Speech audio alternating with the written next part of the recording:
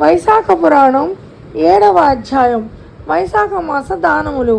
అంబరీష మహారాజు నారద మహర్షికి నమస్కరించి ఇట్లనెను: మహర్షి, నేను చూసినది సత్పురుషుల చరిత్ర వలె మహా ఆశ్చర్యకరముగా ఉన్నది. ఇక్ష్వాకు మహారాజుకు హేమాంగదుడు ముక్తి నందిన ధర్మములను మరింత వివరంగా తెలుసుకొన కోరుచున్నాను.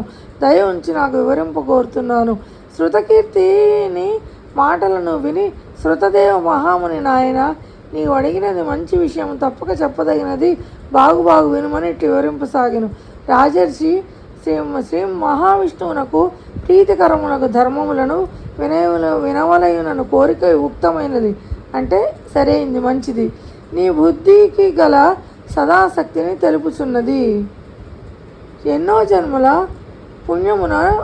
పుణ్యము ఉన్నప్పుడే శ్రీ మహావిష్ణు కథ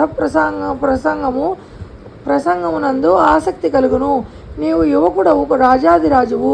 నీకిట్టి విష్ణు కథాసక్తి ధర్మ జిజ్ఞాస కలుగుటచే నీవు పరిశుద్ధుడవైన ఉత్తమ భాగవతుడవని తలచుచున్నాను. కావున జన్మ సంసార బంధములను విడిపించి ముక్తిని కలిగించు శుభకరములకు భాగవత ధర్మములను వివరింతును వినుము.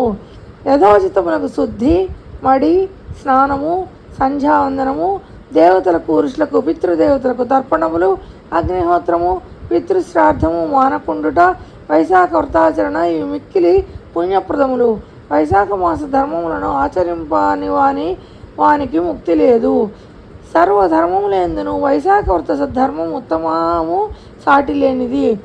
రాజు లేని రాజ్య ప్రజల వలె పెక్కు ధర్మములున్నవి, కానీ అవి దుఃఖప్రదములు, అనగా కష్టములను కలిగించును, సుఖసాధ్యములు కావు. వైశాఖ ధర్మములు సులభములు.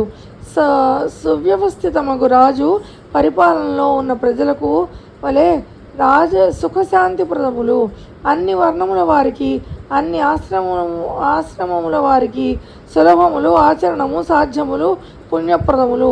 నీటితో నిండిన పాత్రను ఇచ్చుట, మార్గమున చెట్ల నీడలో చలివేంద్రము ఏర్పరచుట, చెప్పులను, పావుకోళ్లను దానమిచ్చుట, గొడుగును, విసనకర్రలను దానమిచ్చుట, నువ్వులతో కూడిన తేనెను దానమిచ్చుట, ఆవు పాలు, పెరుగు, మజ్జిగ, నెయ్యి, వెన్న వీనిని దానము చేయుట, ప్రయాణం చేయి వారికి సౌకర్యంగా మార్గములందు బావులు, దిగుడు బావులు, చెరువులు తవ్వించుట, కొబ్బరి,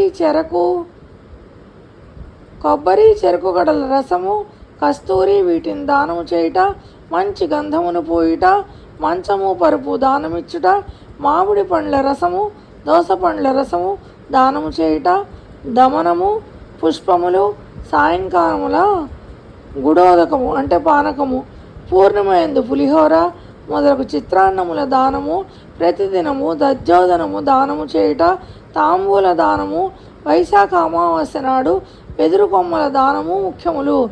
ఆ కాలమున వచ్చు సర్వ విధములకు ఫలపుష్పములను, వివిధ వస్తువులను దానము చేయవలెను. ప్రతిదినమున సూర్యోదయమునకు ముందుగా స్నానము చేయవలెను.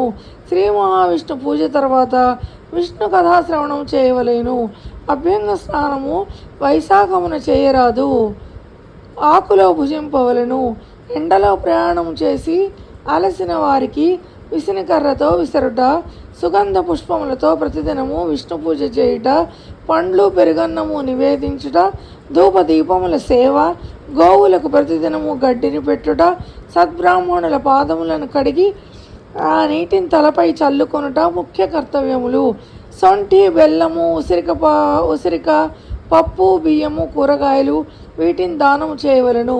ప్రయాణికులకు ఆదరించి కుశల ప్రశ్నములు అడిగి కావలసిన ఆతిథ్యమును ఇవ్వవలెను. ఇవి వైశాఖ మాసమున తప్పక చేయవలసిన ధర్మములు. పుష్పములతో, చిగుళ్లతో విష్ణు పూజ, విష్ణువును తలుచుకొని పుష్పములను దానమిచ్చుట, దధ్యన్న నివేదనము అంటే దద్దోజనము అన్నమాట, పెరుగుతో చేసిన అన్నము నివేదన మున్నగనే సర్వ పాపములను హరించును, అఖండ పుణ్యమునిచ్చును. పుష్పములతో శ్రీ మహావిష్ణువును అర్చింపక, విష్ణు కథా శ్రవణము చేయక వ్యర్థముగా కాలమును గడుపు స్త్రీపతి సౌఖ్యమును, పుత్రలాభమును పొందదు. ఆమె కోరికలేమియూ తీరవు. శ్రీ మహావిష్ణువు వివిధ రూపములలో జనులను పరిరక్షించుటకై పవిత్ర వైశాఖ మాసమున సంచరించు సపరివారముగా మహామునులతో సర్వదేవతలతో వచ్చి ప్రతి గృహమున నివసించును. అట్టి పవిత్ర సమయమున వైశాఖ పూజాధికములను చేయని మూఢుడు శ్రీహరి కోపమునకు గురియగును. రౌరవాది నరకములను పొంది రాక్షస జన్మను 5 సార్లు పొందును. ఇట్టి కష్టములను ఫలత వద్దు అనుకున్న వాళ్ళు యథాశక్తిగా వైశాఖ వ్రతమును ఆచరించుచు ఆకలి గలవారికి అన్నమును, దప్పిక కలవారికి జలమును అంటే నీళ్లను ఇయ్యవలెను. జలము అన్నము సర్వ ప్రాణములకును ఆధారములు కదా. అట్టి దానములచే సర్వ ప్రాణుల యందున్న సర్వాంతర్యామియగు శ్రీ మహావిష్ణువు సంతోషించి వరములనిచ్చును. శ్రేయస్సును సర్వసుఖ భోగములను సంపదలను కలిగించి ముక్తినిచ్చును. అందుకే చూసారా, జలదానం అన్ని సర్వ ప్రాణులకి చేయాలట.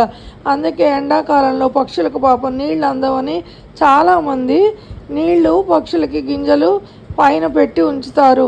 వాళ్ళ ఆరు బయట కానీ, దొడ్లో కానీ, మేడ మీద కానీ, ఎక్కడైనా కానీ చిన్న చిన్న పాత్రల్లో కానీ, ఏదైనా మట్టి మూకుట్లో కానీ నీళ్లు పెట్టి ఉంచుతారు. పక్షులు వచ్చి తాగుతాయి అని చెప్పి. జంతువులకు కూడా, ఆవులకి, గేదెలకి, అలాంటి జంతువులన్నిటికీ కూడా నీళ్లు బాగా పెడతారనమాట. అందరూ నీళ్ళు ఇస్తారు, అలాగే వాళ్ళకి ఆహారం పెడతారు. అన్ని ప్రాణులకి కూడా ఇవ్వాలి. అందులోనూ శ్రీ మహావిష్ణువుకి ఇచ్చినట్టుగా అవుతుందట. అందరి ప్రాణులకి ఇస్తే అందులో కూడా జ్ఞానం ఉన్న సద్బ్రాహ్మణుడు ఇక్కడ చేస్తే, అలాంటి దానాలు అలాంటివి చేస్తే వాళ్ళకి ఇంకా చాలా మంచి కూడా జరుగుతుందని చెప్తున్నారనమాట. సర్వ ప్రాణులందున్న సర్వాంతర్యామియగు శ్రీ మహావిష్ణువు సంతోషించి వరములనిచ్చును.